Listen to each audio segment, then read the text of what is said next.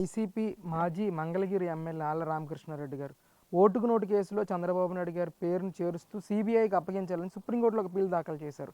ఈరోజు సుప్రీంకోర్టు కూడా ఆయన మీద ఆగ్రహం వ్యక్తం చేస్తూ కక్షపూరితంగా ఉన్న కేసులను కోర్టు వరకు తీసుకురావద్దని చెప్పేసి కూడా కొంచెం చివాట్లు పెట్టిన పరిస్థితి మనకు కనిపిస్తూ ఉంది. ఏంటి, ఎలా చూస్తారు దీన్ని? దీనికి ఎలా చూస్తామంటే అండి, ఆళ్ల రామకృష్ణారెడ్డి చెప్పు తీసుకొని కొట్టిన సిగ్గు లేదు ఆయనకి మాత్రం. అమరావతి ద్రోహి ఎవడు అంటే వాడి పేరే చెబుతాం మేమైతే ముందు వరుసలో ఉంది. నీ నియోజకవర్గంలో భూములు ఇచ్చినప్పుడు మెదలకుండా కూర్చున్నారు నువ్వు జగన్. వచ్చి ఇవ్వద్దని అడ్డం పడకపోయారా? ఆయాలు నువ్వు పిల్లులు దాఖలు చేయకపోయా, ఇవ్వటానికి ఇల్లేదు. వీళ్ళు భూములు ఇవ్వటానికి రైతులు అందరు నా కట్టి నువ్వు ఎందుకు ఇవ్వలేదు? ఇచ్చారు. ఇచ్చిన తర్వాత మీరు గెలిచేటప్పుడు ఏం చెప్పాడు ఈడు? ఈ సన్నాసివాడిని వాడీడు అంటానికి కూడా మేము సిగ్గుపడతలేదండి. ఏం చెప్పా అంటే ఇక్కడే ఉంటుంది రాజధాని, నాయకుడికి నేను 2 ఎకరాలు అంటగట్టి ఇల్లు కట్టాడు ప్యాలెస్, ఏడే ఉంటుంది, మనం అందరం ఏడే ఉంటామని చెప్పావు. చెప్పినాడు నాయకుడు ఇక్కడ రాజధాని లేదన్నప్పుడు మేమందరం రోడ్ల మీద ఎక్కినప్పుడు మా నియోజకవర్గంలో రాపోయి సచ్చావు. మీ నియోజకవర్గానికన్నా పోయావా? పోయి అక్కడ ఇచ్చిన రైతులను ఏమన్నా ఓదార్చావా? వాళ్ళని ఏదన్నా చేసి ఒక్క మాట ఒక్క రోజన్నా అన్నాడండి. ఈడు 366 కేసులు వేసాడు రైతుల మీద.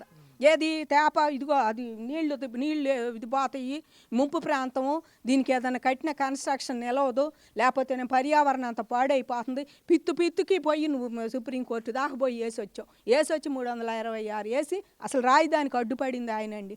అదే అయ్యపోతే టక అయిపోయాయి అప్పుడు 5 ఏళ్లలో పనులు. కనీసం ఈ భవనాలన్నా పూర్తి అయిపోయి ఒక శుభ్రంగా అయిపోయాయి. ఇప్పుడు అయిపోయిన 90% కంటే 70% భవనాలన్నీ శుభ్రంగా అయిపోయాయండి. అప్పట్లో ఆయన అడ్డుపల పడకపోతే ఆయన అడ్డం పడి 2 ఏళ్ల పాటు దాన్ని సాగదీశాడు. ఈ కోర్టులు కేసులని తర్వాత వీళ్ళు మొదలు పెట్టేసేపడి మళ్ళీ ప్రభుత్వం అయితే నీ మాయ మాటలు నీ నమ్మి జనం అందరూ నీ వేసారు. వేసి వాళ్ళ రైతులు అలో లక్ష్మణ అంట. నిజంగా అండి ఏముందండి, రైతులు పొలం భూములు ప్రభుత్వానికి ఇచ్చి ఆ ఉండ ప్లాట్లు కూడా కుయ్యో మొర్ర అంట. మరి అవి అరకాసు కొరకే అమ్ముకొని దేవుడా రాముడా అంట కూర్చొని పిల్లల భవిష్యత్తు ఉంది. ఇవాళ మీ మూలంగా నాశనం అయిపోయిన భవిష్యత్తు అంత పిల్లలకు కూడా ఇవాళ బ్యాంకుకి వెళ్తే ఈ కాగితాలు చిత్తు కాగితాలు మేము పెట్టుకోము, మా జోన్ల ఆఫీస్ వద్దని చెప్పి మా కాగితాలు ఎత్తుపోతే కూడా పెట్టుకోవాలి మొన్నటి దాకా. ఇవాళ బ్యాంకు వాళ్ళు ఇవాళ పెట్టుకుంటాం అంటున్నారు మళ్ళీ ప్లాట్ల కాగితాలు. గత ప్రభుత్వంలో అసలు పెట్టుకోవాలా, పోతే కూడా చిత్తు కాగితాలని మమ్మల్ని పెట్టుకోవద్దన్నారు మీ పూలింగ్ పేపర్లో. ఇది తేబాకండి అని మొహమాటం లేకుండా చెప్పారు బ్యాంకు ఎస్బీఐ మేనేజర్లు కూడా. కాబట్టి వీళ్ళంతా వీళ్ళ మూలంగా పిల్లల భవిష్యత్తు ఏంది, చచ్చిపోయిన వాళ్ళే నాశనం చేసిన రాక్షసులు వీళ్ళు. ఇంకా ఈ పిల్లు వేసుకొని పోతున్నాడా? మొన్నటిదా నేను పార్టీలో ఉన్నో 200 కోట్లు నాకు పెట్టా, నాకు పైసా అయ్యలేదు జగన్ అని బోర్ని ఏడ్చినాడు నువ్వు కాదు. మళ్ళీ తెల్లారి చెల్లెల్ని తీసుకొని కార్డీటానికి పోయినాడు నువ్వు. మళ్ళీ 3వసారి నీ అన్నం తీసుకొని మళ్ళీ జగన్ నోటేసుకున్నాడు నువ్వు. వద్దంది నువ్వే, పోయింది ఇట్లాంటి సన్నాచోటిని అసలు పక్కన పెట్టాలి. ఇంకా సిగ్గు లేకుండా కోర్టులకు వెళ్ళటం కూడా దండగా. కోర్టు వాళ్ళు మీకు తగిన బుద్ధి చెప్పారు ఇప్పటికైనా సుప్రీంకోర్టు నుంచి. చివాట్లు అంటే మామూలు మాట కాదు. నోరు మూసుకొని ఇళ్లలో కూర్చుంటే బాగుంటుందండి ఇట్లాంటి నాయకులు ఎవరైనా సరే. సీ వాటర్ సర్వేలో ఈరోజు దేశంలో ఏ ముఖ్యమంత్రి పరిపాలన బాగుంది అనే సర్వేలో భాగంగా ఈరోజు చంద్రబాబు నాయుడు గారు టాప్ 5లో నిలవడాన్ని ఈ రాష్ట్రానికి సంబంధించిన మహిళగా ఏ విధంగా చూడొచ్చు?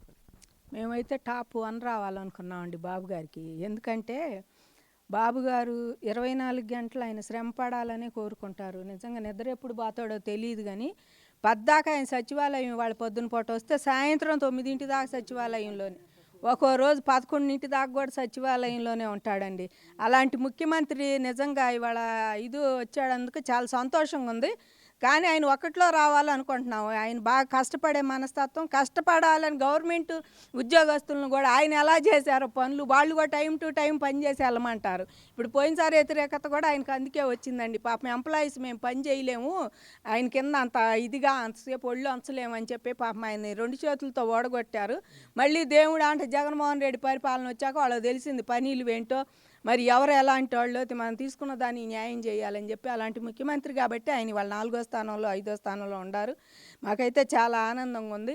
మరి అదే రకంగా యోగి గారికి కానీ, మమతా బెనర్జీకి కానీ, మరి స్టాలిన్ గారికి కానీ, కేజ్రీవాల్ గురించి చెప్పుకోవాలండి. ఆయన ఇప్పుడు పాపం అదేంటి లిక్కర్ స్కామ్ ఉందని ఆయన జైల్లో పెట్టారు. ఆయన బెయిల్ ఇచ్చినట్టు ఇస్తున్నారు, మళ్ళీ కొన్నాళ్ళు తిరగనిచ్చారు. మొన్న మళ్ళీ ఓట్లు అయిపోయినా తీసుకెళ్ళి మళ్ళీ జైల్లో పెట్టారు.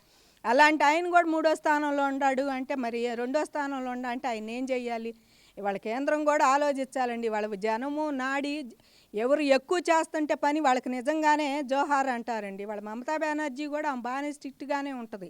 ఆవిడ కూడా ఆమె వరకే ఆవిడ బాగానే చేస్తుంది వాళ్ళ నియోజకవర్గంలో. మరి ఎప్పటి నుంచో కమ్యూనిస్ట్ వాళ్ళని దొక్కేసి వచ్చిందంటే మాటలు కాదు ఆవిడ.